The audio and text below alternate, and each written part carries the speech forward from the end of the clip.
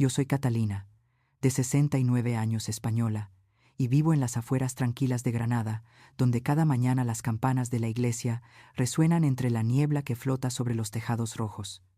Mi casa de 2 plantas está al final de una cuesta adoquinada. El balcón lleno de macetas de geranios rojos.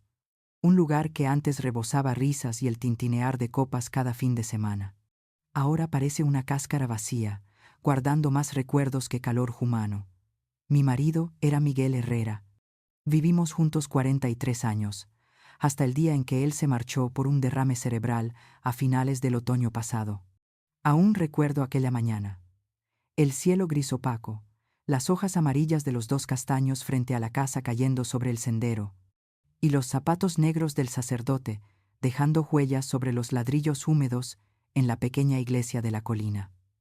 Desde el instante en que cerraron el ataúd, mi mundo entero pareció bajar el volumen hasta rozar el silencio absoluto. Desde que Miguel murió, esta casa ha escuchado más viento que voces. Por las noches, el aire que baja de Sierra Nevada se cuela por las rendijas de las ventanas de madera y hace crujir las puertas antiguas, como si alguien caminara suavemente por el pasillo. En la mesa de la cocina, las tazas de café suelen enfriarse sin que nadie las toque. Yo sigo preparando 2 tazas por costumbre, y al ver una de ellas aún llena, el corazón se me encoge. Miguel era de esos hombres cuya vida entera podía leerse en su escritorio. Cada sobre de impuestos, cada factura de luz o agua ordenada por año, por mes, sujeta con pequeños clips. Su abrigo siempre colgaba del mismo gancho. Su gorro de lana azul colocado justo al lado. No necesitaba anotar aquí o allí. Todo tenía su lugar correcto. Dicen que el orden es un hábito. Para Miguel era casi una oración silenciosa en busca de paz. Entre todas las cosas que Miguel poseía, había un objeto que cuidaba de forma distinta, un reloj de bolsillo Longines de plata, con los bordes ligeramente rayados por el tiempo y la cadena ya oscurecida. Solía llevarlo en el bolsillo interior del chaleco, justo al lado del corazón. Cada noche, antes de acostarse, lo sacaba. Se sentaba bajo la luz amarilla del salón y lo limpiaba con un paño blanco, muy suave, con una delicadeza casi sagrada. Aún puedo escuchar su voz, grave y cálida, cuando abría la tapa del reloj, el segundero sonando tic-tac con una constancia perfecta, y él sonreía y decía: «El tiempo no es para contar, Catalina.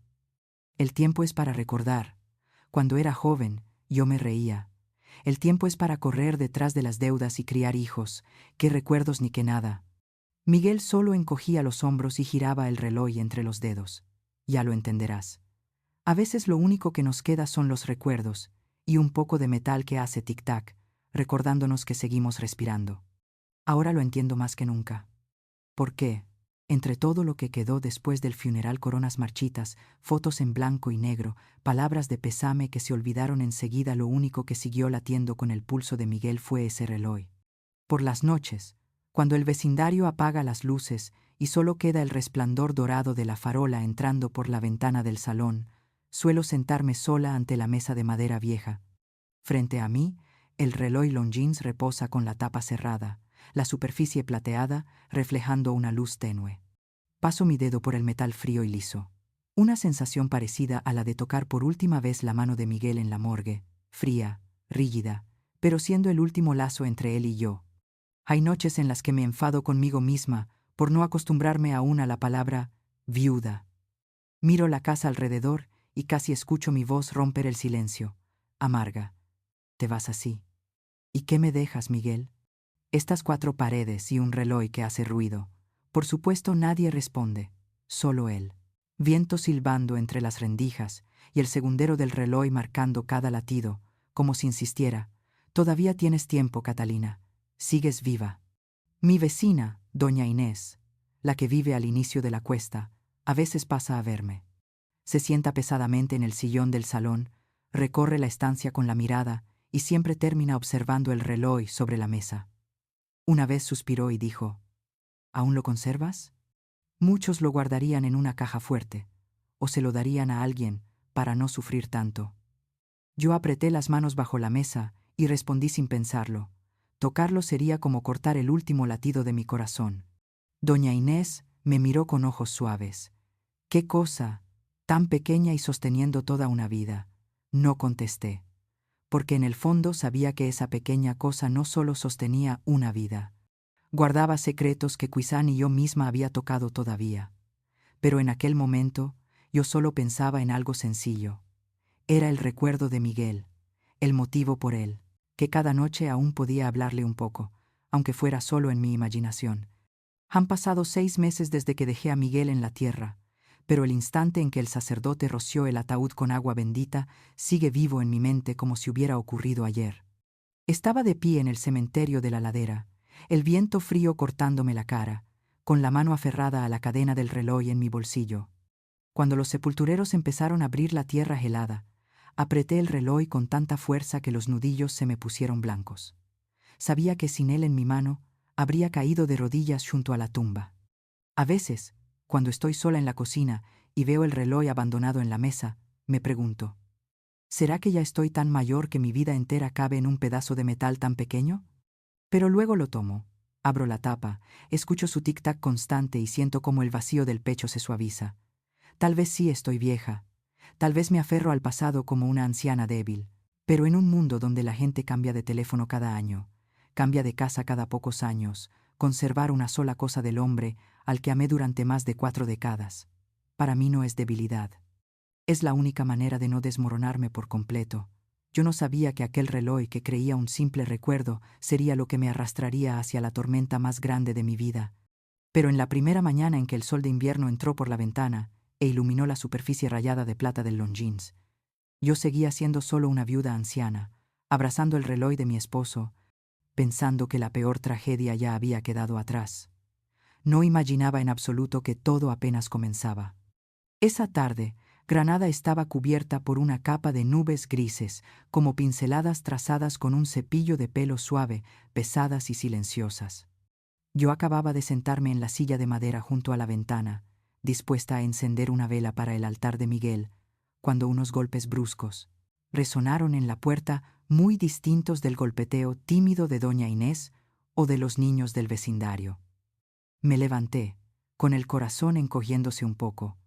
Al abrir la puerta, vi a mi hijo, Marcos, de 36 años, alto, con el rostro algo ojeroso, y a su lado estaba su esposa, Elena, una mujer casi 10 años menor que él, de figura, delgada, labios rojos intensos y una mirada fría como el cristal de un escaparate. Marcos esbozó una sonrisa forzada. «Mamá, ¿podemos pasar?» Me hice a un lado. «Pasad». Pero pensé que hoy estabais ocupados con el trabajo en el centro de Málaga. Fue Elena quien respondió. «Sí, cambiamos un poco los planes, madre. Hay algo que debemos hablar con usted». Lo dijo con voz suave, pero con unos ojos tan afilados que instintivamente apreté las mangas de mi blusa. Marcos entró en el salón, miró alrededor, y su mirada se detuvo en la repisa vacía cerca de la chimenea donde antes solía estar el reloj, Longines de Miguel. Frunció el ceño, pero no presté mucha atención, porque yo guardaba el reloj en el cajón, o al menos eso creía. Nos sentamos. Elena jugueteaba con la taza de té caliente que acababa de servirle, con la misma mirada fría de un lago sin fondo. Marcos inhaló hondo y habló sin rodeos. «Mamá, tengo que decirle algo en serio». Asentí, esperando. Él miró de reojo a Elena, como buscando valor, y entonces soltó. «Y vendido el reloj de papá». Aquella frase cayó sobre mí como una daga clavándose directo en el pecho. Me levanté de golpe, y la silla de madera chirrió con un sonido cortante. «Marcos, ¿qué has vendido?» Elena dejó la taza sobre la mesa y dio unos golpecitos con los dedos. «Madre, solo era un objeto viejo. No exagere». La miré, sintiendo cómo el calor subía a mis ojos. «No era un objeto, era toda la vida de tu suegro». Marcos apoyó los codos en las rodillas, con gesto impaciente. «Mamá, sé que era importante, pero tiene que entender. Estamos pasando por un mal momento. Faltaba dinero para el depósito del viaje a Italia, y ese reloj ya ni siquiera funcionaba bien. Sentí un trueno partiéndome la cabeza. «¿Cuándo lo cogiste?» Marcos evitó mi mirada. Elena Noella me sostuvo la vista directamente y sonrió de medio lado. el día que usted fue a la iglesia. Marcos solo quería ayudarle a ordenar las cosas de su marido. Apreté con fuerza el borde de la mesa. ¿Por cuánto? Marcos respondió en voz baja, intentando sonar tranquilo. 700 euros. Me dejé caer sobre la silla. 700 euros. Por una reliquia que Miguel conservó toda su vida. Un objeto que limpiaba cada noche como si fuera un tesoro. Un objeto que... Me detuve. Un escalofrío recorrió mi espalda. Yo había guardado el reloj en el cajón del dormitorio, cerrado con llave. ¿Cómo lo había sacado? La llave estaba escondida en un frasco de especias sobre el armario de la cocina. Nunca se lo mencioné a nadie. Marcos pareció notar el cambio en mi expresión. Habló rápido. Mamá, no lo malinterprete. Solo quiero ayudarla a soltar el pasado. Elena intervino, con una voz suave pero afilada como una navaja. Apegarse a esas cosas viejas solo le hace daño. Los muertos ya no necesitan relojes. Sentí como si una mano invisible apretara mi corazón. Miré al hijo al que llevé en mi vientre, y por primera vez después de tantos meses de duelo, algo oscuro, una especie de temor frío, comenzó a deslizarse dentro de mí. Me levanté, manteniendo la voz firme, y estoy cansada. Elena se encogió de hombros y se levantó como quien acaba de cumplir una tarea menor.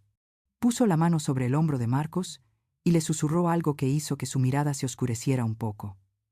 Salieron hacia la puerta.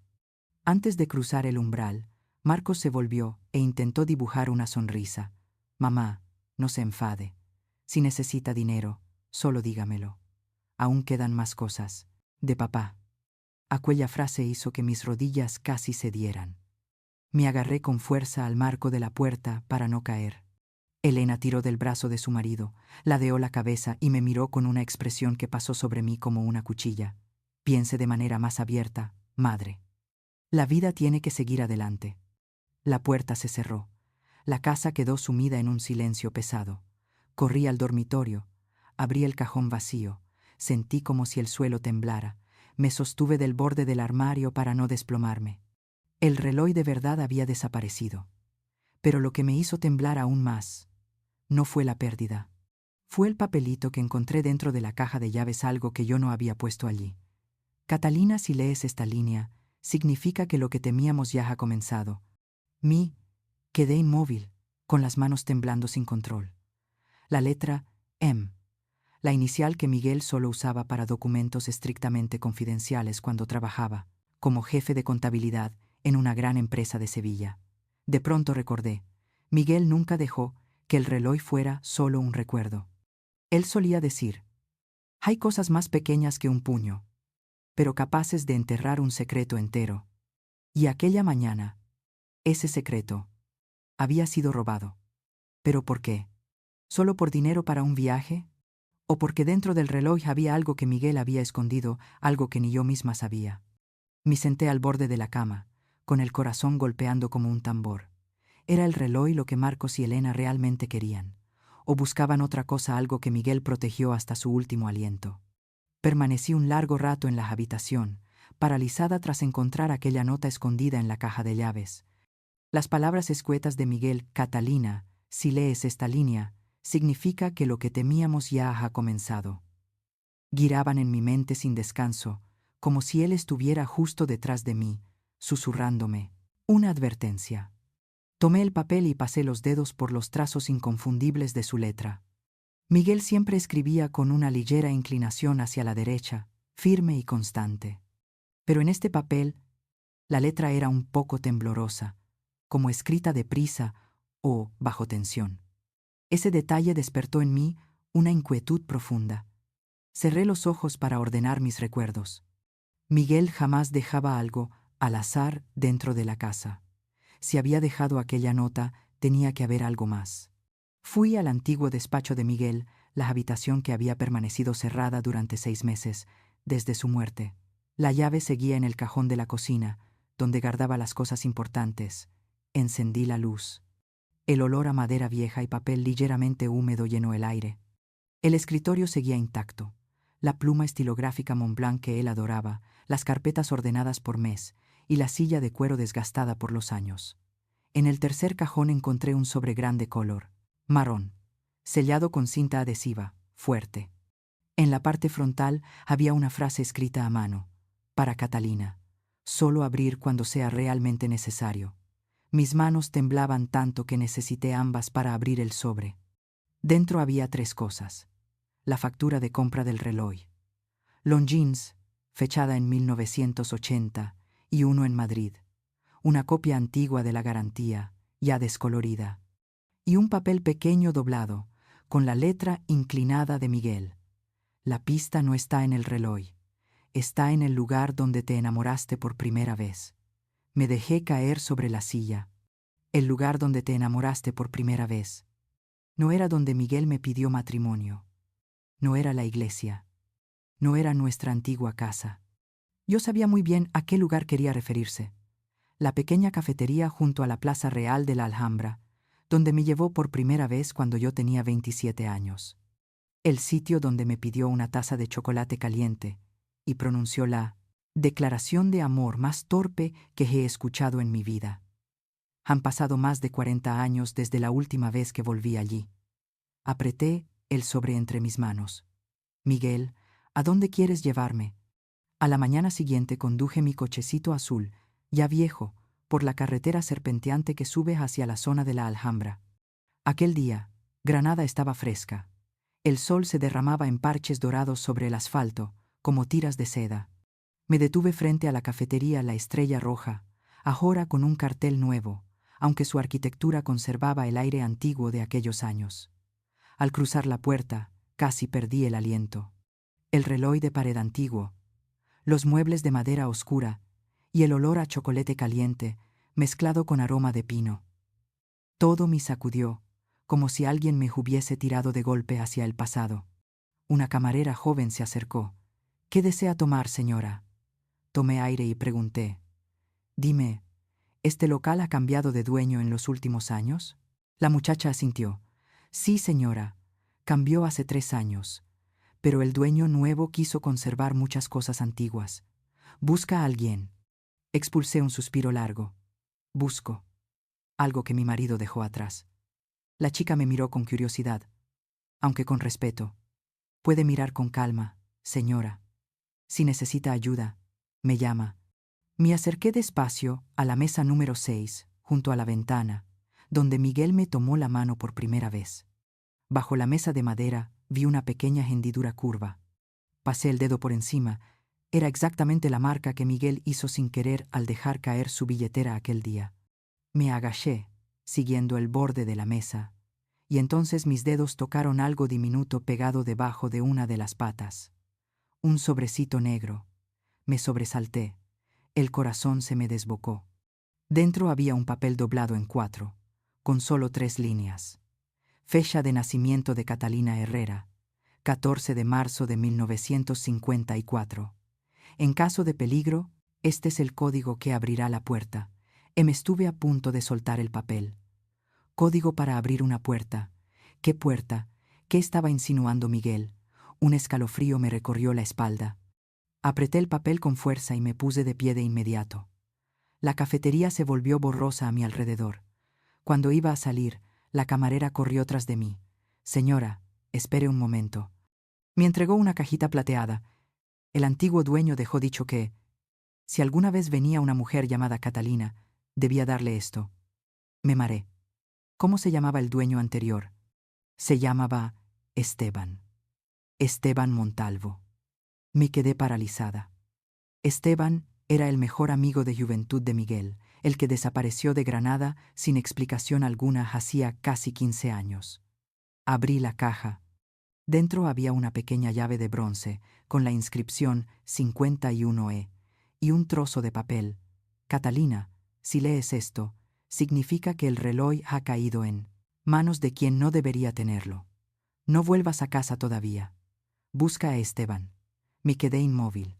Una ráfaga de viento entró por la puerta y casi se llevó el papel, pero lo sujeté a tiempo.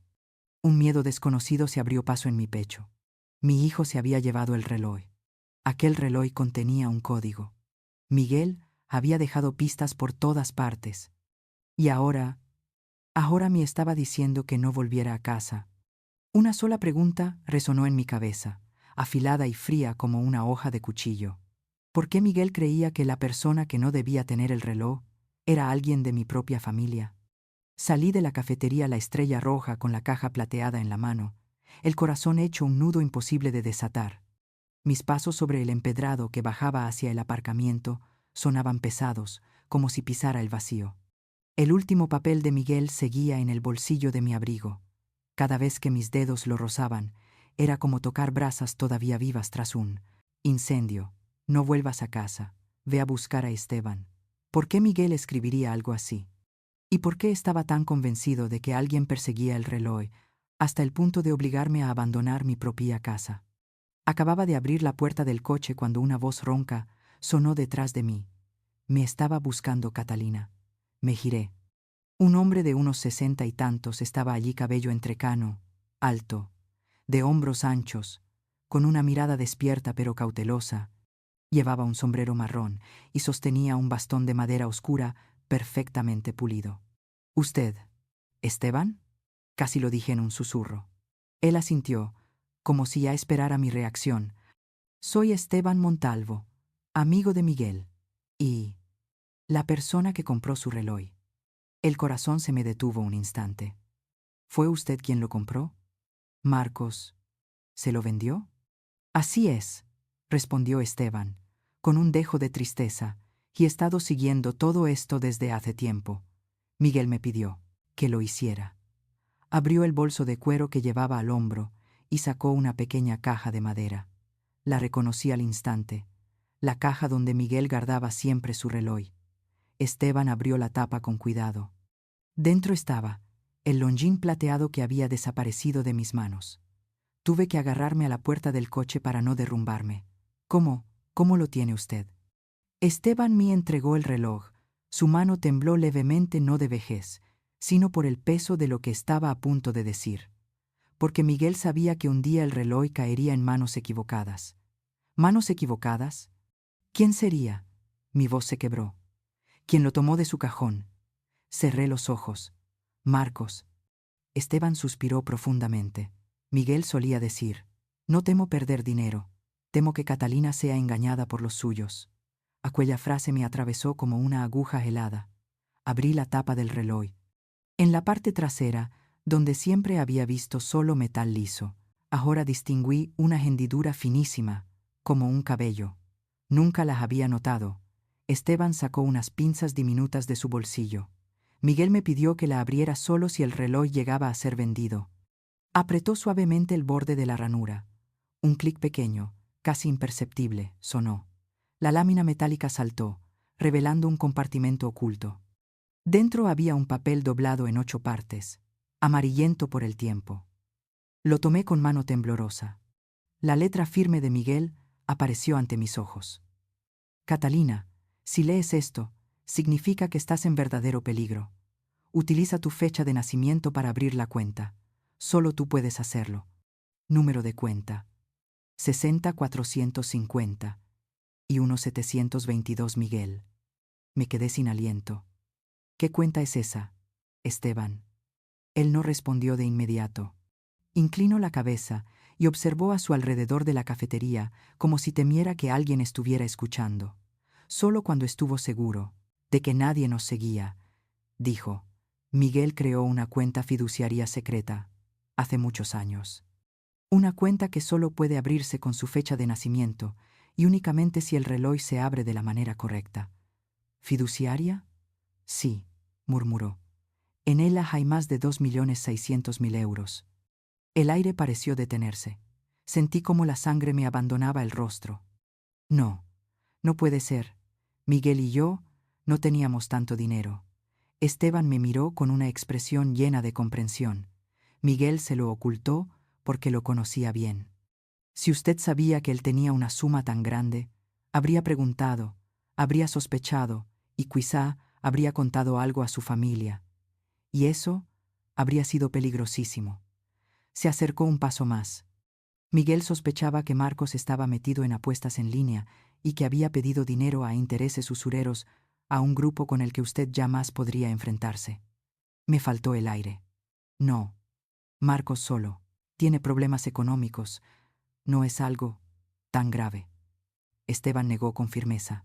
Catalina, ya investigué. Hace aproximadamente un año, Marcos perdió cerca de 18.000 euros en apuestas. Después, pidió dinero a una organización turbia de Málaga. Miguel les pagó una parte en secreto, pero Marcos continuó endeudándose. Un dolor agudo me atravesó el pecho. Miguel temía que algún día fueran a buscarla. Por eso creó esa cuenta, como un escudo para usted. Me sostuve la cabeza, incapaz de respirar con normalidad. Esteban posó su mano en mi hombro. Lo que él temía, ya ha sucedido. Marcos no tomó el reloj para dejar atrás recuerdos. Lo tomó para sacar el código de la cuenta. Me puse a temblar. Marcos sabía que existía la cuenta. Sabía que había dinero, pero no sabía cómo abrirla. Por eso vendió el reloj. Quería ver quién lo compraba, quién intentaba recuperarlo. Están tratando de averiguar quién es el otro en el plan de Miguel. Me invadió un frío absoluto. Esteban me sostuvo la mirada, con voz grave. Catalina, desde este momento, no puede confiar en nadie más que en mí. Marcos y Elena no solo quieren el reloj, quieren el dinero que Miguel dejó, a cualquier precio. Apreté el reloj con ambas manos. Pesaba más que antes, como si dentro llevara el corazón de Miguel, y un secreto inmenso que él había protegido durante años. ¿Qué debo hacer ahora, Esteban?, pregunté, con la voz casi rota. Él apretó suavemente mi hombro y susurró. El siguiente paso es encontrar el lugar donde Miguel escondió la puerta de acceso. Ese lugar no es un banco común. Y la única persona que lo sabe, además de Miguel, soy yo. El viento frío cruzó la cuesta de piedra frente a nosotros, trayendo el sonido de las campanas de la Alhambra que resonaban como una advertencia antigua. Esteban sostuvo mi mirada. Catalina, esto solo acaba de comenzar. Y debes saber otra verdad. Marcos no es el único que está buscando lo que Miguel dejó. Todo el cielo de Granada pareció oscurecerse de golpe frente a mis ojos. Me senté al volante, pero fui incapaz de arrancar el coche. Mi mente estaba llena del ruido del viento, como si hubiera arrastrado toda mi vida hacia un precipicio. Esteban se sentó en el asiento del copiloto, en silencio, sin apresurarme, sin consolarme, solo dándome tiempo para asimilar la verdad que Miguel había guardado en secreto durante tantos años. Catalina, tiene que ser fuerte, porque esto ya no es un asunto de recuerdos, es un asunto de supervivencia, murmuró Esteban. Asentí levemente, como una máquina. Entonces, ahora, ¿a dónde va a llevarme? Esteban miró por el espejo retrovisor y respondió con la voz muy baja. Al lugar donde Miguel escondió la copia de todos los documentos. El único sitio seguro por ahora. Unos 30 minutos después, nos detuvimos frente a un pequeño almacén en las afueras de Granada, detrás de una antigua plantación de olivos. La puerta metálica verde musgo tintineaba con el viento. Esteban abrió el candado con la llave 51A, la misma que yo había recibido en la cafetería. Cuando la puerta se abrió, una corriente de aire frío y húmedo me golpeó el rostro. Dentro no había cajas ni mercancías, sino una sala de trabajo secreta. Luces de neón, una mesa grande de madera, estanterías repletas de archivadores, una caja fuerte junto a la pared y un ordenador portátil antiguo, pero impecable. Miré alrededor, con un estremecimiento recorriendo mi espalda. ¿Miguel trabajaba aquí? Él venía una vez al mes. Siempre llamaba a este sitio la estación de emergencia, respondió Esteban. Yo era la única persona a la que permitía entrar con él. Sentí el corazón apretarse. Esteban abrió la caja fuerte usando 3 capas de códigos y sacó una caja de aluminio delgada. La colocó delante de mí. Esto es lo que Miguel quería que usted viera, cuando todo estuviera fuera de control. Abrí la tapa. Dentro había un USB negro, un grueso fajo de documentos y un sobre sellado con la frase: Catalina, no lo abras si aún no estás preparada. Mis manos temblaban. Esteban, ¿qué hay aquí dentro? Él suspiró, encendió el portátil y conectó el USB. En la pantalla apareció una carpeta grande con el nombre: Archivo Herrera, codificado. Dentro había decenas de archivos, transacciones, 2018, 2023.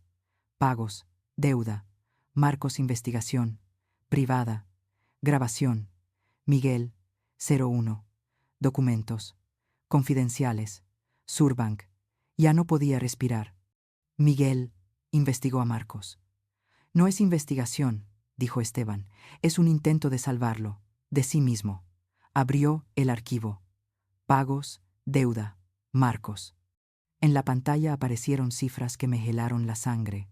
Deuda por apuestas en línea, 18.400 euros.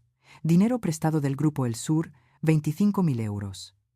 Intereses mensuales, 2.500 euros pagos realizados por Miguel Herrera. 13 veces me tapé la boca para contener un sollozo. Marcos, mi hijo, ¿debía tanto dinero? Esteban pasó a la página siguiente. Y esto es lo realmente peligroso. Apareció el registro de una empresa, Inversiones Herrera S.L. Propietario, Marcos Herrera, representante secundaria, Elena Ruiz. Sentí que me quedaba sin suelo bajo los pies. ¿Inversiones? ¿Qué empresa es esta? Una empresa pantalla, respondió Esteban Marcos. La usa para transferir propiedades y bienes a su nombre, usando documentos falsificados. Miguel lo descubrió porque algunas transacciones coincidían con expedientes que él manejó cuando aún era jefe de contabilidad. Una presión insoportable me apretó el pecho. ¿Él planeaba apropiarse de los bienes de su propia madre? Esteban asintió despacio, como si también le doliera por mí. No es solo el patrimonio, Catalina. Elena está detrás de muchos planes. Los dos quieren controlar por completo todo lo que Miguel dejó. Me cubrí el rostro con las manos mientras las lágrimas caían sin parar. Miguel lo sabía todo. Y guardó silencio tanto tiempo. Lo soportó él solo. Miguel investigó en secreto. Contrató a un detective, habló con un abogado privado y creó un sistema de protección para usted. Esteban abrió la carpeta. Grabación. Miguel, 01. En la pantalla apareció Miguel sentado en la misma sala donde yo estaba ahora. La luz iluminaba su rostro cansado, con ojeras profundas, pero sus ojos seguían firmes. Su voz sonó, cálida pero llena de peso. Catalina, si estás escuchando esto, significa que lo que más temía ya ha ocurrido. Marcos, ya no es el niño al que abrazabas. Ha caído en un círculo del que no puede salir. Rompí a llorar en voz alta. Miguel continuó. No lo culpo, pero temo que puedan hacerte daño para buscar dinero. Creé la cuenta fiduciaria y guardé la clave dentro del reloj. Solo tú puedes abrirla. Esteban te ayudará con lo demás. Tuve que agarrarme al borde de la mesa para no caer. Esteban apagó el video, dándome un momento para respirar. Catalina, Miguel lo preparó todo. Pero ahora le toca a usted decidir el siguiente paso. Me sequé las lágrimas, aunque mi voz seguía temblando. Si Marcos sabe que tengo este USB, si Elena descubre el dinero de la cuenta, ¿qué harán? La mirada de Esteban se volvió más seria que nunca. No solo ellos. El Sur, la organización a la que Marcos pidió dinero, también está buscando pistas sobre esa cuenta. Me quedé sin palabra. ¿Quiere decir que el reloj no es solo un secreto familiar? ¿Hay otras personas buscándolo? Esteban asintió, cada palabra cayendo como un bloque de piedra. Catalina, le que pusieron los ojos encima incluso antes de que Marcos lo tomara. Y ahora saben que el reloj ya no está en sus manos. Miré el longines plateado que sostenía aquel objeto pequeño, que siempre creí un simple recuerdo, ahora convertido en el centro de una tormenta a punto de estallar. Respiré hondo, la voz rota pero firme. Esteban, dígame toda la verdad. Sobre Miguel, sobre Marcos, sobre esa cuenta y sobre quienes me están persiguiendo. Él cerró la caja de documentos con un gesto lento y sus ojos brillaron con una dureza helada. Muy bien, Catalina, pero una vez que lo escuché, no habrá vuelta atrás. Y lo supe, el reloj en mi mano hizo un pequeño clic, como si anunciara que el siguiente secreto acababa de despertar. Me quedé inmóvil en la habitación secreta de Miguel, las luces blancas de neón reflejándose en la superficie plateada del longines. Acababa de ver la grabación de Miguel. El corazón me golpeaba tan fuerte que parecía querer escapar. Esteban estaba frente a mí, con los ojos cargados de una preocupación real. Catalina debe prepararse, porque lo que Marcos y Elena están haciendo no termina con llevarse el reloj. Me obligué a preguntar, aunque la voz apenas me salía. ¿Quiere decir que tienen otro plan? Esteban sacó otro archivador de la caja fuerte y lo dejó caer sobre la mesa con un golpe seco, como si quisiera que viera la verdad sin posibilidad de negarla. Exactamente. ¿Y ese plan? Lleva mucho tiempo preparándose. Dentro había copias de correos, mensajes y documentos falsificados. Todos tenían un elemento en común: mi nombre, Catalina Herrera, y no como propietaria de un patrimonio, sino como una persona incapaz de ejercer sus facultades que necesita un tutor financiero. Me quedé helada. Esteban señaló una página del documento. Esta es la solicitud para que el tribunal evalúe su capacidad cognitiva. Marcos contrató a un abogado en Málaga para presentar la petición. Comencé a temblar, pero yo estoy completamente bien. No necesitan que usted esté mal, respondió Esteban. Solo necesitan unas cuantas cosas. La declaración de un médico conocido, algunos vecinos diciendo que usted olvida cosas, y un testigo afirmando que la vio confundirse al comprar algo. Todo eso puede conseguirse. Me llevé la mano al pecho, el aire se me cortaba. Marcos, ¿cómo puede hacerle eso a su propia madre? Esteban guardó silencio unos segundos y luego dijo, ¿de verdad cree que Marcos sigue siendo el niño bueno que fue? Sus deudas son tan profundas que si un juez la declara incapaz, todos sus bienes pasarán al tutor legal Marcos. Y entonces usarán su patrimonio para pagar sus deudas. Usted quedará sin nada. Todo mi cuerpo se volvió hielo. ¿Y Elena? Pregunté, con la voz rota. Esteban sacó otro grupo de notas. En la pantalla apareció una imagen de Elena en la cámara, de seguridad de la casa de una mujer mayor vecina mía. Elena ya contactó a 3 vecinos suyos. Les dijo que Catalina no recuerda dónde deja las llaves, que usted confunde fejas, incluso que se equivoca de nombres. Golpeé la mesa con la mano. El estruendo llenó la habitación. Yo casi ni hablo con esas personas. ¿Por qué le creerían? Porque Elena sabe cómo comprar voluntades. Respondió Esteban. Una cesta de comida, algo de dinero, unas palabras amables, y ya tiene declaraciones falsas. Basta con que uno lo diga, los demás empezarán a creer que usted realmente tiene problemas. Me mordí fuerte el labio para no romper a llorar. Esteban continuó, y aún hay más. Aquí está la copia del documento de autorización financiera voluntaria que Elena y Marcos querían que usted firmara. Mire el papel. Decía claramente: transferir todo el control del patrimonio, cuentas bancarias y propiedades a Marcos Herrera. Firmaba, entregaba mi vida entera en sus manos. Esteban habló con tono grave. Catalina, su plan era obligarla a firmar. Si lo hacía, todo habría terminado. Me cubrí el rostro. ¿Cómo pensaban presionarme? Esteban respiró hondo, con emoción, presión y amenazas indirectas. Saben que usted está sola desde que Miguel murió. Se aprovechan de eso. Abrió el ordenador y puso otra grabación. La voz de Elena sonó claramente. Ella ya está débil. Con que Marcos finja compasión, firmará. Su madre vive de recuerdos, no de la lógica. Sentí mi corazón estrujarse. Luego se escuchó la voz de Marcos. Si no firma, pasamos al plan 2. Presentamos la petición ante el juez. Entonces no podrá escapar. No reconocí la voz de mi hijo. Era fría, calculadora, sin una pizca de cariño. Me sequé las lágrimas y respiré profundamente. Esteban, tengo que enfrentarlos. Él me miró largo rato, luego asintió lentamente. Miguel también creyó que usted diría eso.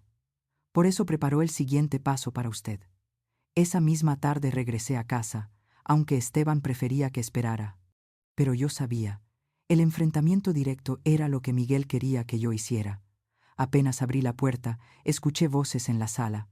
Marcos y Elena estaban allí, esperándome. Marcos se puso de pie de un salto. «Mamá». Estaba muy preocupado. «¿Dónde has estado desde esta mañana?» Elena también se levantó, sonriendo con una amabilidad exagerada. «Trajimos un poco de comida para usted. Ayer dijo que a veces olvida almorzar». Los miré a los dos, Y dentro de mí apareció una lucidez nueva. Ya no había miedo, solo claridad. Habéis venido para que firme los papeles, ¿verdad? Elena se quedó congelada. Marcos intentó sonreír, tenso.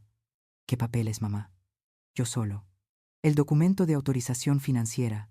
Lo interrumpí. Ambos quedaron paralizados. Avancé hasta la mesa y apoyé ambas manos sobre la madera, mirándolo directo a los ojos. A partir de ahora, no me mintáis más. Ya sé todo. Elena pestañeó. ¿Sabe qué cosa? Pronuncié cada palabra con precisión. Sé que tienes una deuda de casi 40.000 euros. Sé que creasteis la empresa Pantalla Inversiones Herrera S.L. Sé que pensáis declarar que estoy confundida para que el juez entregue mi tutela financiera a Marcos. El rostro de Marcos se volvió blanco. Elena dio medio paso atrás. Le señalé la puerta. Os doy exactamente 30 segundos para salir de esta casa. Si volvéis a buscarme, preparaos para enfrentaros a mi abogado. Marcos abrió la boca para decir algo, pero continué con voz dura como piedra. Y si pensáis que no tengo pruebas, probad. Las tengo todas conmigo. Elena tiró del brazo de su marido. Vámonos, Marcos. Su voz temblaba. Ya no quedaba ni rastro de su frialdad habitual. La puerta se cerró de golpe. Me senté, apretando con fuerza el reloj, que Miguel me había dejado. En el ritmo constante del tic-tac, creí escuchar su susurro. Catalina, estás en el lado correcto. Pero yo también sabía que Marcos no se rendiría tan fácilmente. Y quienes estaban detrás de él eran mucho más peligrosos. Volví a mi casa en un estado de alerta total. Después de enfrentar a Marcos y Elena, ya no me quedaba duda, no se detendrían. Habían visto mi resistencia y, cuando un codicioso encuentra un obstáculo, suele volverse el doble de peligroso. Aquella tarde Esteban llamó. Catalina, ha llegado el momento de activar el plan de Miguel. No puede limitarse a defenderse. Debe atacar. Me senté, apretando el reloj entre mis dedos. Estoy lista. Miguel no creó todo este sistema para que yo me quedara esperando a que me destruyeran. La voz de Esteban se volvió más grave.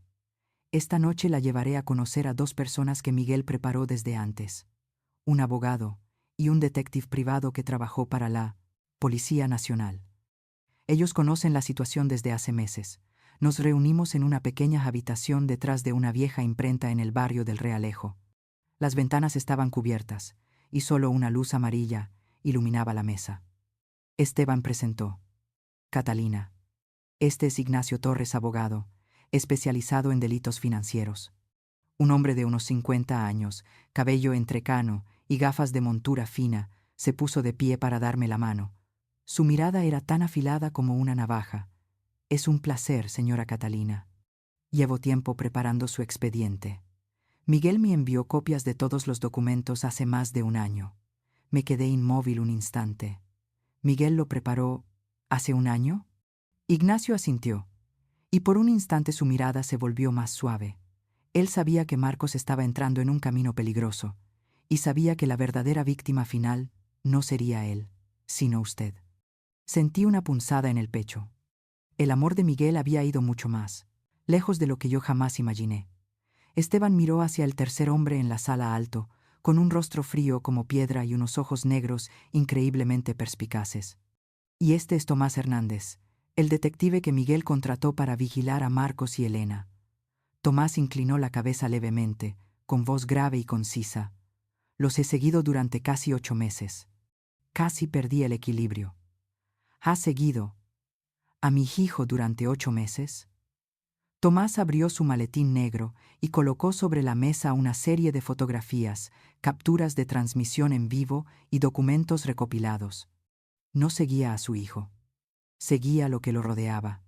Las deudas, los prestamistas, la gente peligrosa en la que, sin querer, él la estaba arrastrando a usted. Y lo más importante, Elena. El nombre de ella me apretó el corazón como una garra. Tomás colocó una foto frente a mí. Elena saliendo de un bar en el Albaicín, junto a un hombre con tatuajes por todo el brazo. Este es Mateo, el Toro, recaudador de deudas para la organización El Sur.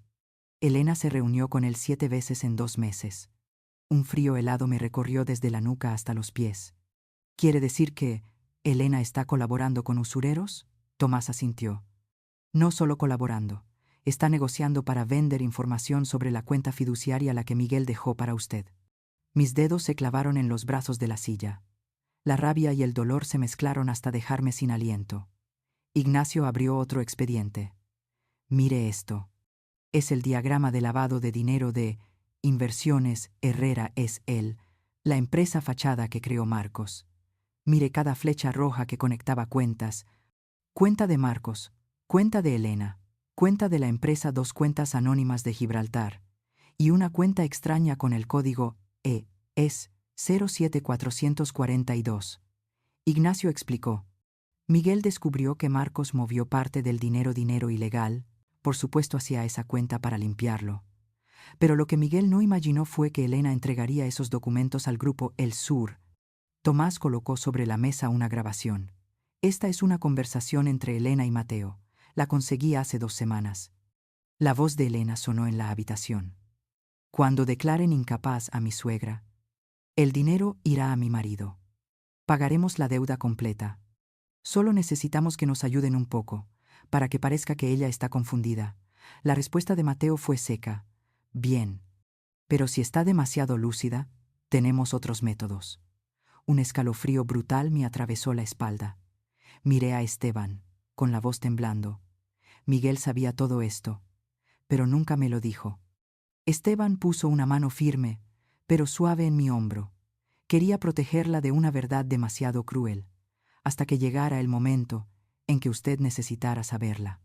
Respiré hondo, mirando a los 3 hombres ante mí, los hombres a quienes Miguel había confiado mi seguridad.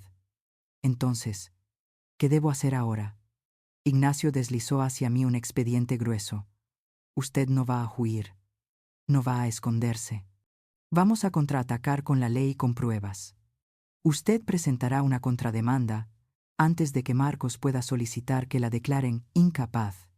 Tomás añadió. Presentaremos ante el tribunal grabaciones, imágenes y documentos que prueban que intentaron apropiarse de su patrimonio. No solo los detendremos. Los llevaremos a una trampa legal que Miguel preparó hace mucho tiempo. Esteban me miró con absoluta firmeza. Catalina debe ponerse del lado de Miguel y del suyo propio. Esta es la última batalla que él dejó en sus manos.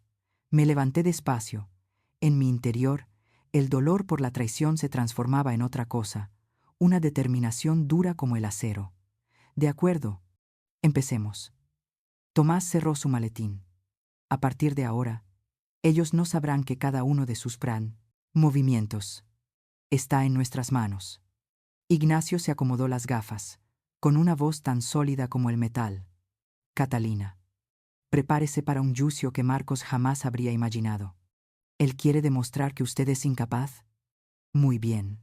Nosotros demostraremos lo contrario y expondremos toda su conspiración. Apreté el reloj Longines. El ritmo suave del tic-tac resonó en mi palma como si Miguel murmurara. Catalina, ya no estás sola. Pero yo también sabía. La próxima batalla no sería solo en los tribunales, sino dentro de mi propia familia, donde Marcos y Elena, sin duda, contraatacarían con todo lo que tuvieran. Regresé a casa después de la reunión secreta con Esteban, Ignacio y Tomás, con una pesada carga en el corazón, pero una mente sorprendentemente clara. Cuanto más avanzaba en los secretos que Miguel me había dejado, más veía el verdadero rostro de mi hijo, y más nítido se volvía el único camino posible para mí. Esa noche, justo cuando coloqué la tetera sobre el fuego, sonó el timbre. Un sonido insistente, cortante, sin el más mínimo rastro de calor familiar. Abrí la puerta. Frente a mí había una mujer con traje negro, portafolio en mano, acompañada por un hombre joven de expresión fría. Ella mostró una credencial. ¿La señora Catalina Herrera? Soy la abogada Mercedes Valverde, representante de mi cliente, el señor Marcos Herrera. Me quedé rígida. Pero antes de que pudiera decir algo, colocó un fajo de documentos entre mis manos. Mi cliente ha presentado una petición ante el Tribunal de Sevilla para iniciar el procedimiento de evaluación de su capacidad. También solicita ser nombrado tutor de sus bienes, con el fin de evitar que terceros se aprovechen de usted. Remarcó esas últimas palabras como si quisiera hundírmelas en el pecho. Abrí el expediente. La primera línea fue como una cuchillada.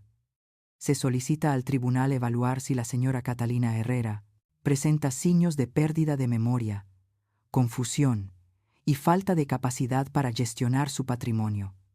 Mi mano tembló, pero no de miedo, sino porque sabía exactamente quién había puesto cada mentira en ese documento. Marcos, mi único hijo. La abogada Mercedes siguió hablando con voz plana, como si recitara un informe. Además, solicitamos el bloqueo temporal de determinadas cuentas para evitar la pérdida del patrimonio familiar. Levanté la mirada, afilada como una hoja de acero. ¿Qué patrimonio familiar? Mercedes sonrió con desprecio. El patrimonio que dejó el señor Miguel Herrera. Mi cliente tiene el derecho legal de protegerlo. No respondí. Guardé silencio unos segundos, y luego dejé escapar una risa muy suave, lo bastante para que ella frunciera el ceño. Pronuncié cada palabra con calma absoluta. Así que Marcos ya ha dado su paso más temerario. La abogada Mercedes parpadeó, desconcertada. No entiendo qué quiere decir. Cerré el expediente y la miré directamente a los ojos.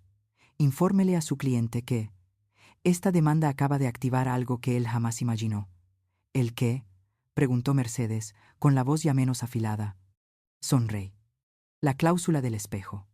Esa misma noche, Ignacio y Tomás llegaron a mi casa. Esteban también apareció, llevando una pequeña caja metálica que Miguel le había entregado tiempo atrás. Ignacio abrió el portátil y dijo: Catalina, la demanda de Marcos hace que todo sea muy sencillo. Él mismo se ha metido en la maquinaria legal que Miguel diseñó. Asentí. La cláusula del espejo. La cláusula de reflejo. Esteban explicó. Miguel creó esa cláusula cuando comprendió que Marcos podía intentar quitarle la gestión de sus bienes. Fue firmada ante notario y añadida al fideicomiso secreto. Ignacio abrió un archivo con un sello rojo. Cada vez que alguien presente una demanda para obtener la tutela financiera de Catalina Herrera, todos los bienes a nombre de esa persona quedarán automáticamente congelados para una revisión simétrica. Tomás intervino. Simétrica significa: si él afirma que usted no es capaz de gestionar su dinero, el tribunal revisará primero las finanzas de él. Ignacio continuó. Y como Marcos tiene deudas, transacciones ilegales, una empresa pantalla, todo saldrá a la luz de inmediato. Pregunté en voz baja, ya con un temple más firme. ¿Y la responsabilidad legal? Ignacio giró la pantalla hacia mí. Muy sencillo. Al presentar la demanda, la cláusula transfiere automáticamente toda la responsabilidad legal, deudas de apuestas, deudas ocultas, operaciones de blanqueo, a él mismo, en simetría con el riesgo de pérdida patrimonial. Apreté los dedos. Tomás abrió la caja metálica que había traído Esteban. Dentro había un USB con 58 grabaciones, 12 extractos bancarios, 3 vídeos de Marcos hablando con los cumpreales, prestamistas, 17 fotos de Elena con miembros de El Sur, y un sobre sellado con el sello de Miguel. Tomás dijo lentamente: cuando la cláusula se active, el tribunal considerará todo el patrimonio de Marcos como bienes potencialmente contaminados. Eso significa que será congelado por completo. Ignacio añadió: y aquí viene lo más importante. Abrió otro documento. El 50% de los bienes congelados de Marcos se transferirá automáticamente al Fondo de Protección Infantil de Granada si la investigación demuestra fraude o abuso contra una persona mayor. Me quedé sin palabras. Miguel no solo me estaba protegiendo, también estaba destinando la riqueza del codicioso a un lugar digno. Esteban puso una mano en mi hombro. Catalina, Miguel nunca luchó por venganza. Luchó para proteger lo que es correcto. Cerré los ojos un instante y luego los abrí, con la voz firme como una roca. Envíen la respuesta legal, inmediato. Activen la cláusula. Ignacio asintió. Desde este momento, todo el patrimonio de Marcos quedará congelado en un plazo de 24 horas. Tomás me miró, con una intensidad cortante. Elena seguramente correrá peligro. Va a contraatacar. Pero desde ahora, Cada paso que den estará dentro de la ley. Y en nuestras manos. Miré el reloj Longines sobre la mesa. El tic-tac constante sonaba como la respiración de Miguel en algún lugar junto a mí. Miguel, míralo bien. Tu última batalla, la terminaré yo. A la mañana siguiente, cuando acababa de servirme la primera taza de café del día, el teléfono vibró. El nombre del que llamaba, Tomás Hernández. Descolgué. Su voz era baja, corta y más fría que de costumbre. Catalina, ya ha empezado. La Policía Económica y la Agencia Tributaria están registrando la casa de Marcos y Elena por orden urgente del juzgado. Manténgase tranquila. Solo observamos, no intervenimos. Dejé la taza, aunque mis dedos temblaban. Caminé hacia la ventana, mirando la calle tranquila a las afueras de Granada. Aún era temprano, pero yo sentía claramente, ese día cambiaría el destino de muchas personas. Tomás me envió imágenes en directo del equipo de vigilancia. Frente a la casa de Marcos, el jalé pequeño en camino bajo de Huétor, 3 coches de policía, uno de la agencia tributaria y otro de la unidad de delitos económicos bloqueaban la entrada. Un agente golpeó con fuerza. Policía Nacional. Abran la puerta por orden de registro, número 1490 y 2/GR. Dentro se oían pasos atropellados. Reconocí la voz chillona y desesperada de Elena. Marcos, abre, van a tirar la puerta. Luego, el clic de la cerradura. La puerta se abrió de golpe. La imagen tembló un poco, pero pude ver perfectamente a Marcos, paralizado, pálido, despeinado, con solo una camiseta arrugada. Elena estaba detrás, con las manos apretadas. Un oficial leyó rápidamente. Por orden del juzgado de Granada, procedemos a registro urgente por sospechas de blanqueo de capitales, fraude fiscal y tentativa de abuso contra una persona mayor. Les pedimos cooperación. Marcos intentó recuperar la calma. Se equivocan. Todo es un malentendido. Yo no he hecho nada. Un agente intervino con frialdad. Entonces no le importará que revisemos su despacho, la caja fuerte y su ordenador personal. Vi a Elena temblar visiblemente. 15 minutos después, Tomás volvió a llamar. Catalina, siéntese. El pecho me dio un vuelco. En la caja fuerte encontraron cerca de 42.000 euros en efectivo, casi todo en billetes grandes, señal clara de retiradas de cuentas temporales. Además hallaron esto. Me envió una foto. Casi dejé caer el teléfono. Un conjunto de documentos sellados, confidencial, Centro Psiquiátrico San Joaquín, que contenían un informe falsificado afirmando que yo sufría deterioro de memoria, desorientación y necesidad de tutela total. Un formulario de ingreso ya rellenado con mi nombre. Una carta pidiendo al médico priorizar la certificación del estado peligroso. El mundo me zumbó en los oídos. Elena había preparado todo con sus propias manos. Tomás continuó con la voz aún más grave. Y no es todo. Me envió otra foto. Esta vez era el ordenador de Marcos, que estaba siendo desbloqueado por el equipo digital. En la carpeta privado, Documentos, encontraron un contrato de compraventa de bienes inmuebles a nombre de Inversiones Herrera S.L., que Marcos utilizó para acumular las propiedades de su padre. Correos electrónicos intercambiados con el grupo de usureros, El Sur, con el contenido. Si la vieja firma, todo será nuestro. Solo hay que presionar lo suficiente. Un archivo de odio. La voz de Elena, nítida como un corte de cuchillo. Catalina, no. Aguantará mucho. Con solo 2 informes médicos, el juez la declarará incapaz. Después Marcos y yo decidiremos a dónde va ese dinero. Tuve que apoyarme en la silla para no caer. Tomás habló rápido. Catalina. La cláusula de Miguel. La cláusula del espejo está funcionando perfectamente. En el plazo de 1 hora después de que Marcos presentara la demanda contra mí, el sistema legal había activado automáticamente congelar todas las cuentas de Marcos, incluidas las personales y las de la empresa. Congelar los bienes a nombre de Inversiones Herrera S.L. Enviar una alerta a la agencia tributaria por sospechas de blanqueo de capitales. Enviar información a la policía financiera por indicios de abuso contra una persona mayor. transferir los datos al Fondo de Protección Infantil de Granada, según la cláusula. Miguel. Miguel lo previó todo. No mucho después, recibí un vídeo corto de Tomás.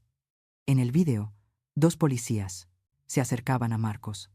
Señor Herrera, queda usted detenido por sospecha de fraude fiscal, blanqueo de capitales y tentativa de incapacitación ilegal.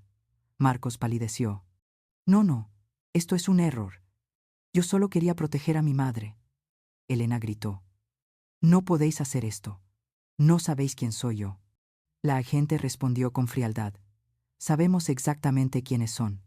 Los esposaron ante la mirada de los vecinos. 3 días después, Ignacio me llevó a la vista preliminar. Vi a Marcos con un mono gris de preso, esposado, los ojos enrojecidos. A su lado, Elena, con un maquillaje cargado, pero una expresión perdida, como fuera de sí. El fiscal colocó sobre la mesa una montaña de pruebas. Las grabaciones de Elena conspirando para internarme en un psiquiátrico. Los correos con el grupo El Sur. Los informes financieros de blanqueo.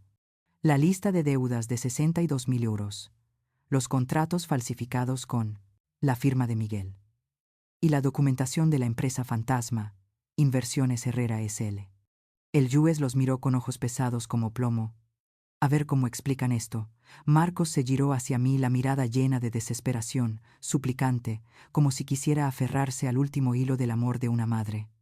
Mamá, yo no quería, solo quería asegurar el futuro. Lo miré. El corazón se me desgarraba en 1000 trozos. Pero la verdad seguía siendo la verdad. Respondí solo una frase, suave pero cortante como el viento frío. Miguel lo sabía todo desde hace mucho, y tú elegiste este camino. Marcos bajó la cabeza y rompió a llorar.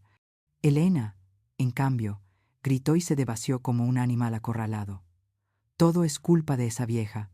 Está acabada, no merece tener ese dinero. El juez golpeó fuerte el mazo. Silencio.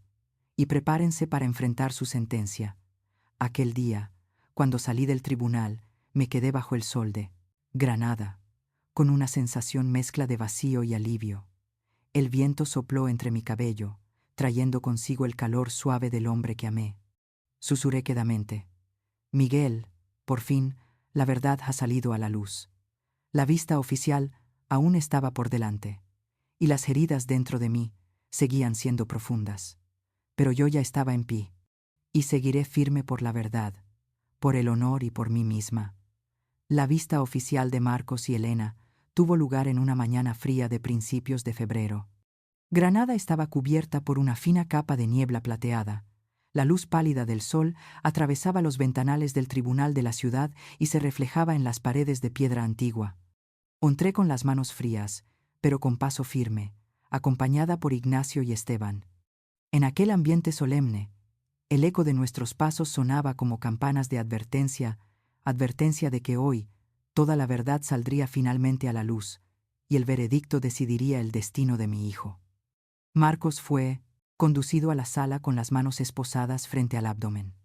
Ya no era el hombre seguro y arrogante que yo conocía. Tenía el cabello revuelto, los ojos hundidos y los hombros caídos, como si el peso de sus actos lo aplastara. Elena caminaba detrás, el rostro maquillado pero lívido, la mirada huidiza, como quien busca desesperadamente una salida en una habitación sin puertas. El fiscal se puso de pie y colocó ante el juez un montón de expedientes gruesos como ladrillos. Señoría, el acusado Marcos Herrera enfrenta los cargos de fraude financiero, blanqueo de capitales, uso de una empresa pantalla para apropiarse de bienes heredados, y conspiración para incapacitar a su madre a fin de apropiarse de sus bienes. Abrió el segundo expediente. La acusada, Elena Valdés. Cómplice. Apoyo en la creación de documentos falsos y contacto con un grupo de usureros para ejercer presión. Escuché cada palabra, con el pecho apretado. Aunque todo estaba ya claro, oír los cargos de mi hijo en un tribunal desgarró mi corazón una vez más. Tomás fue llamado como testigo investigador independiente. Presentó una serie de pruebas ante el tribunal. Grabaciones de Elena conspirando para fingir mi demencia y enviarme a un psiquiátrico. Documentos de transacciones entre Marcos y el grupo El Sur. Correos sobre transferencias ilegales hacia Gibraltar. Vídeo de Marcos admitiendo el uso de la empresa pantalla. Inversiones Herrera S.E. Para acumular los bienes de su padre. Luego llegó el turno de Ignacio, quien presentó la cláusula del espejo, la cláusula que Miguel había preparado. Toda la sala quedó en silencio cuando dijo: el señor Miguel Herrera anticipó que su hijo podría intentar apropiarse de los bienes. Por eso creó una cláusula de protección absoluta. Al momento en que Marcos presentó la demanda, el sistema activó automáticamente una revisión completa de todos los bienes bajo su nombre. Como medida de control de blanqueo y fraude, Marcos levantó la vista, pálido. El fiscal añadió: la cláusula es totalmente legal y fue notarizada en el año 2019. El juez solo asintió. Vi a Marcos temblar, con los nudillos blancos de tanto apretar las manos. Cuando fue llamado a declarar, habló mirando al suelo, con la voz ronca. Yo no quería hacer daño a mi madre. Solo pensé que si yo manejaba los bienes, todo sería mejor. El fiscal preguntó sin rodeos: ¿y qué hay de sus deudas de juego? ¿De sus encuentros con el grupo de usureros? ¿De los correos pidiendo ayuda para presionar a su madre? ¿De las grabaciones donde Elena preparaba documentos falsos? Eso también era para que su madre estuviera mejor. Marcos no dijo nada. Una lágrima cayó. Yo aparté la mirada. Ver a mi hijo así dolía más que cualquier cuchillada. Cuando llegó el turno de Elena, ella intentó mantener una calma fingida. Yo solo seguía a mi marido. Nunca quise hacerle daño a la señora Catalina. El fiscal reprodujo el vídeo donde se escuchaba claramente a Elena decir: Catalina no aguantará mucho. Con 2 informes, la sacamos del camino. Elena quedó inmóvil, el rostro pálido como un papel. El juez escribió unas líneas y les pidió a ambos sentarse. Por la tarde, el juez regresó con la sentencia en la mano. Toda la sala quedó en silencio, tras revisar todas las pruebas. El tribunal dicta la siguiente sentencia. Sobre el acusado Marcos Herrera. Culpable de fraude financiero, blanqueo de capitales y abuso contra una persona mayor. Condena a 2 años de prisión. Prohibición de ejercer cargos de gestión financiera durante 8 años. Todos los bienes, a nombre de Marcos, serán inventariados y gestionados según la normativa del fideicomiso estatal. Sobre la acusada Elena Valdés. Cómplice en la creación de documentos falsos y en facilitar actos delictivos. Condena de 18 meses de prisión en régimen suspendido. Obligación de devolver todos los beneficios obtenidos de Inversiones Herrera S.L. Prohibición de acercarse o contactar conmigo durante 5 años. Sobre la empresa Inversiones Herrera S.L. Queda bloqueada de forma permanente. Sus bienes pasan a proceso de investigación ampliada. Una parte de los activos incautados será destinada al Fondo de Protección Infantil de Andalucía. Finalmente, el juez se volvió hacia mí. La señora Catalina Herrera queda completamente exonerada. No existe ninguna prueba de deterioro cognitivo. Al contrario, la señora ha sido víctima de abuso emocional y financiero. Escuché esto con los ojos llenos de lágrimas y las manos temblando suavemente. Miguel, él me protegió hasta su último aliento. Semanas después, fui invitada a una ceremonia en el Hospital Infantil de Granada. En la placa colocada en la entrada del nuevo área de cardiología pediátrica se leía: Fondo de Cardiología Infantil, Miguel Herrera, dedicado a los corazones más pequeños. De un hombre que jamás dejó de amar. Puse la mano sobre esa inscripción, sintiendo como si Miguel estuviera justo detrás de mí, sonriendo con esa ternura de siempre. Y entendí. Aunque hubo pérdidas y dolor, la luz que Miguel dejó seguiría iluminando mi camino, y el de los niños que ahora tendrían una oportunidad de vivir. En cuanto a Marcos, la historia entre madre e hijo aún no había terminado, porque tras la sentencia recibí una carta anónima, sin remitente. Solo contenía 4 palabras. Mamá, lo siento. Cerré la carta. En mi interior ya no había rencor, solo el silencio de una madre que aprende a aceptar la verdad y a buscar su propia paz. Después de la última vista, cuando todo el ruido, la tensión y los meses de lucha quedaron atrás, sentí que dentro de mí se abría un espacio, enorme. Pero ya no era miedo ni rabia. Era un espacio tranquilo, como la superficie de un lago en calma tras una gran tormenta. Una mañana a finales de marzo, cerré la puerta de la vieja casa en las afueras de Granada, la casa que guardaba tantos recuerdos hermosos y también las heridas más profundas de mi vida. Dejé las llaves en la agencia y subí al coche llevando solo 3 cosas: el reloj Longines de Miguel, el pequeño diario que me dejó y una maleta ligera. Mi destino: el lago Sanabria, en la región de Castilla y León. Miguel me había llevado a ese lugar en el año en que nos casamos, cuando él aún era joven, fuerte y lleno de sueños. Cuando quieras empezar una vida nueva, solía decirme, vuelve aquí. En este lugar donde el agua es tan clara como un espejo, podrás volverte a ver a ti misma. Yo no lo creí, hasta ahora. La casita que compré estaba en una ladera suave, con paredes blancas, tejas rojas y ventanas verde esmeralda. Solo necesitaba abrir la puerta del balcón para ver el lago Sanabria extendiéndose inmenso, quieto, reflejando el cielo como un gigantesco espejo. Por la mañana preparaba café y me apoyaba en la barandilla, sintiendo la neblina fresca rozar mis mejillas. Cada respiración allí me hacía sentirme unos años más joven, como si me quitara de encima el peso de toda una vida. Ordené cada rincón de la casa y coloqué el reloj Longines en una repisa de madera en la sala justo en el lugar donde, al mirarlo, podía verlo como veía la sonrisa de Miguel. Por la noche, encendía la chimenea con leña de pino, y el brillo de las llamas se reflejaba en el marco de la foto de nuestro aniversario 35. Muchas noches me quedaba observando el fuego, con la mano sobre el reloj, diciendo suavemente, Miguel, ¿ves? Estoy viviendo en paz, como tú querías. Y creo que, de algún modo, él me escuchaba. Una semana después de instalarme, fui a la pequeña biblioteca del pueblo Biblioteca, de Sanabria. Las estanterías de roble, el olor a papel viejo y el viento, entrando por las ventanas me hicieron sentir que estaba en un lugar que conocía desde siempre. La bibliotecaria, la señora Marisol, una mujer de poco más de 60 años con el pelo plateado recogido, me preguntó, «¿Usted acaba de mudarse aquí?» Asentí. Quisiera encontrar un club de lectura. También. Un lugar para conversar, compartir. Ella sonrió con dulzura. Entonces, Catalina, ha llegado al sitio perfecto. Ese mismo día me invitaron a unirme al Círculo de Letras Sanabria, un club de lectura para personas de mediana y avanzada edad. Leían de todo: García Márquez, Almudena Grandes, poesía de Lorca, incluso libros sobre la historia de Castilla.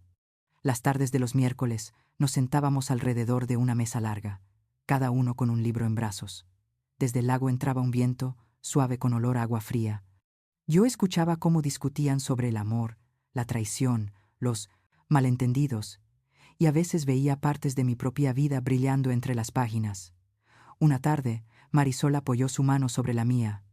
Catalina, sus ojos brillan más que antes. Ya no se ven oscuros como la primera vez que vino. Respondí con voz suave. Quizá porque ya no vivo a la defensiva. Ahora vivo para disfrutar. Jamás imaginé que acabaría leyendo cuentos para niños con problemas de corazón. Pero cuando el Hospital Provincial inauguró el área de cardiología que llevaba el nombre Fondo Miguel Herrera, Corazones Jóvenes, el director me invitó a visitarla. Me puse delante del letrero grabado en acero brillante y las lágrimas me cayeron sin que pudiera evitarlas. Miguel, de algún modo, seguía vivo allí. Ese día conocí a niños muy pequeños con tubos en el pecho, batas azules y ojos enormes que me miraban como esperando algo hermoso. Una enfermera me preguntó, ¿le gustaría venir a leerles cuentos cada semana? Y acepté como, si fuera lo más natural del mundo. Desde entonces, cada lunes por la tarde voy al hospital con una bolsa pequeña de libros. Cuentos tradicionales españoles, historias del mar de Galicia, relatos sobre las montañas de Andalucía, e incluso historias que yo misma escribo, inspiradas en la vida de Miguel. Los niños se sientan abrazando sus almohadas, con los ojos brillando cuando les digo, había un reloj que sabía hablar, y siempre le recordaba a su dueño que el corazón de una buena persona nunca deja de latir. Un niño llamado Hugo levantó la mirada. Abuela, ¿ese reloj existe de verdad? Sonreí. Claro que sí. Y está en mi casa. Hugo sonrió radiante, con los ojos brillando como estrellas. Fueron esas sonrisas las que sanaron mi corazón más que cualquier otra cosa. 3 meses pasaron. Vivía una vida nueva. Sin discusiones, sin papeles legales acechando, sin miedo cada vez que sonaba la puerta. Solo estaban los gorriones, pasando sobre el jardín de lavanda. El viento deslizándose sobre la superficie del lago y el tic-tac del reloj. Longines, cada noche como un arrullo suave. Una tarde de crepúsculo rojo violáceo, me senté en los escalones de la casa mirando mi reflejo sobre el lago. Puse mi mano sobre el pecho y sentí que mi pulso era estable y ligero, como si jamás hubiera atravesado una tormenta. Susurré: Catalina, por fin, has vuelto a ti misma. Una tarde de finales de verano, cuando la luz dorada se inclinaba sobre el lago, Sanabria, derramando miel líquida sobre el agua, yo estaba regando las matas de lavanda frente al porche cuando se escuchó un golpe en la puerta. 3 golpes suaves, pero dudosos. Me llevé la mano al pecho, con la intuición de que había algo distinto. No eran los vecinos, ni el cartero. Aquel presentimiento era como una ráfaga extraña, soplando desde el pasado. Abrí la puerta. Frente a mí estaba Sofía, mi nieta, la única hija de Marcos. Tenía 17 años, más alta que antes. El pelo castaño recogido y los ojos color avellana llenos de lágrimas. La última vez que la vi fue casi un año antes, en una cena familiar tensa que prefería no recordar. Aquel día, Sofía apenas levantó la cabeza. Siempre pensé que tenía miedo de su madre, de su padre, y también de cosas que ni siquiera entendía. Ahora, estaba en la puerta de mi casa, como una niña perdida que había encontrado el camino de regreso. «Abuela», susurró. Su voz temblaba tanto que me estrujó el corazón. Me hice a un lado, abriendo la puerta. «Entra, hija». Pero Sofía no se movió, como si estuviera congelada. De pronto, rompió a llorar y corrió a abrazarme con fuerza. «Perdóname. Abuela, perdóname por todo». Su llanto no era solo tristeza de un adolescente, era el sonido de un corazón cargado con demasiado peso. La dejé llorar sobre mi hombro, acariciando suavemente su cabello castaño. En ese instante, ya no era la mujer que había sobrevivido traiciones, heridas, juicios y sentencias. Solo era una abuela ante una nieta que había encontrado el único lugar donde se sentía a salvo. Cuando se calmó, Sofía se sentó en el sillón junto a la chimenea, con una taza de chocolate caliente entre las manos. Miró el fuego durante un largo rato antes de hablar. «Abuela, sé lo del abuelo, lo del juicio y todo lo que hicieron mis padres». Exhalé, sentándome frente a ella. «¿Cómo lo sabes, hija? Ellos nunca te lo contarían». Sofía se mordió el labio, los ojos rojos, los escuché a escondidas. Escuché a papá hablar por teléfono. Escuché a mamá discutir con un hombre llamado Mateo.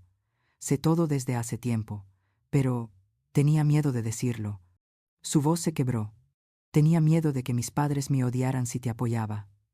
Tomé su mano fría y temblorosa como una hoja de invierno. «Tú no tienes ninguna culpa». Sofía negó con la cabeza. «Sí la tengo, abuela. Cuando ellos decían cosas feas sobre ti, yo me quedaba callada. Cuando hacían planes para obligarte a firmar papeles, yo lo oí. Pero no pude impedir nada. No te protegí». Rompió a llorar otra vez. La abracé despacio. Mi corazón se encogió, pero no por rabia sino por ternura. Cuando se serenó, Sofía sacó un sobre pequeño de su mochila. «Encontré esto en la habitación de papá, en el cajón que mamá me prohibió abrir». Abrí el sobre. Dentro había una hoja doblada en 3. Era mi letra, pero falsificada. Un borrador de cesión voluntaria de bienes que Elena había escrito, intentando imitar mi firma. Cerré los ojos. Un pasado que creía dormido volvió a doler.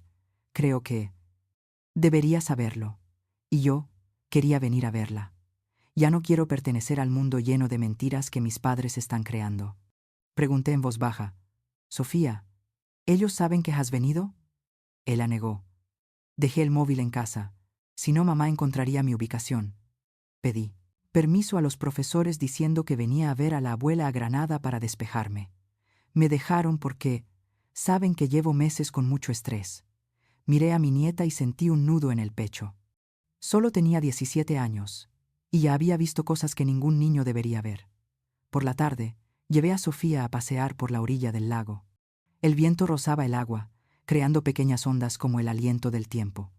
Sofía murmuró: «Abuela, sé que usted podría odiarme, porque soy hija de papá, pero espero que no me rechace».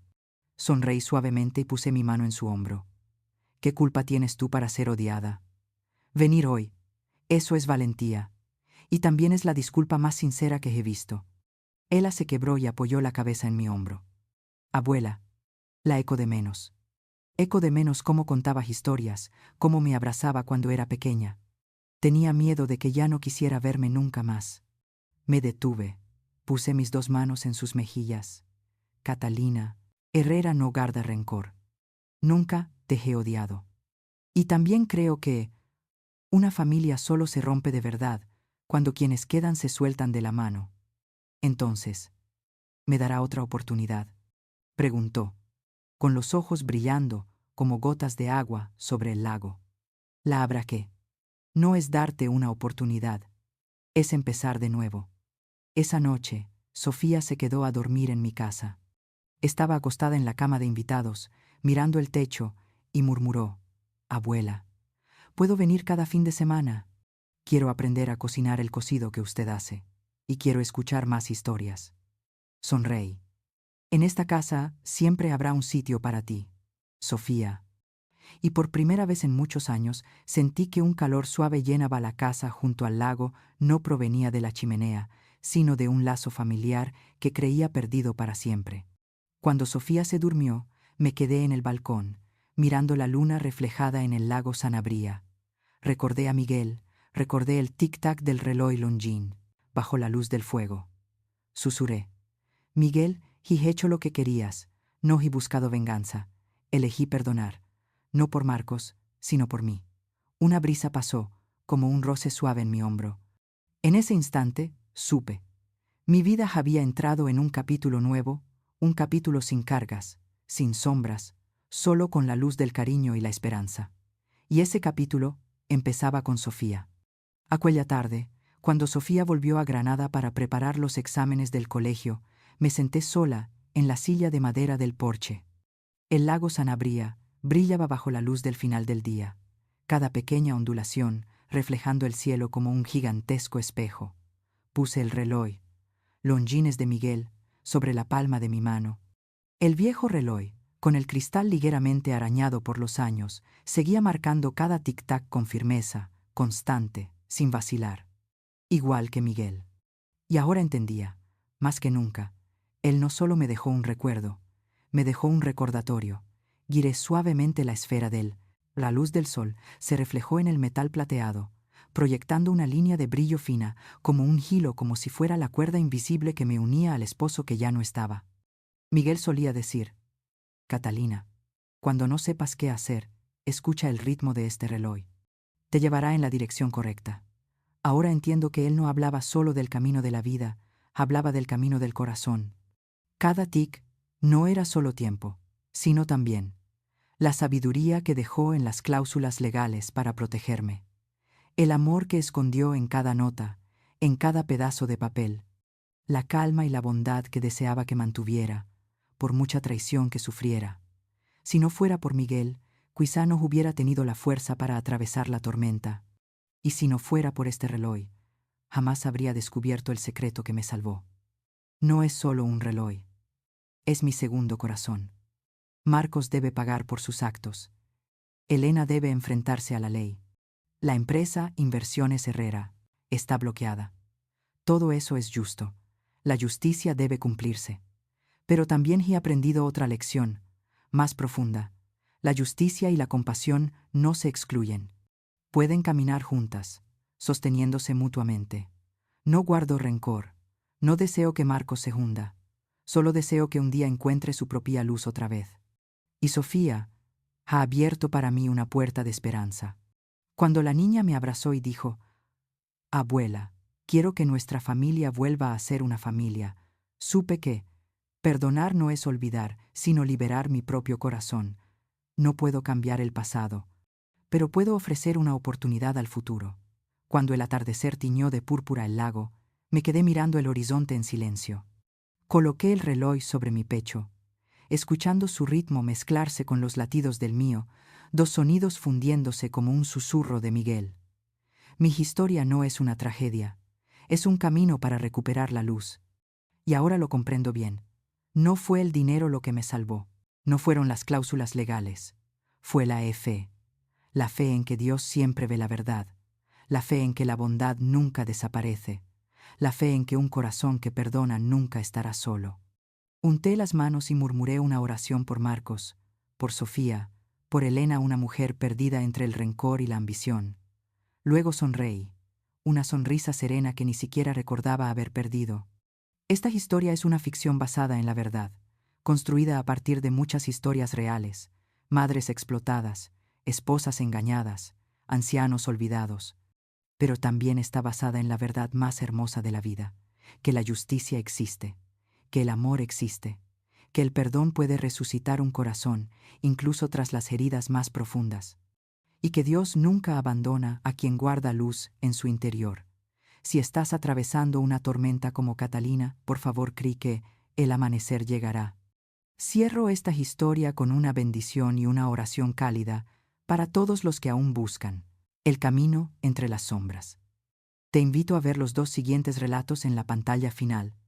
Historias de valentía, verdad y la luz de la familia. Nos vemos en el próximo capítulo de este viaje.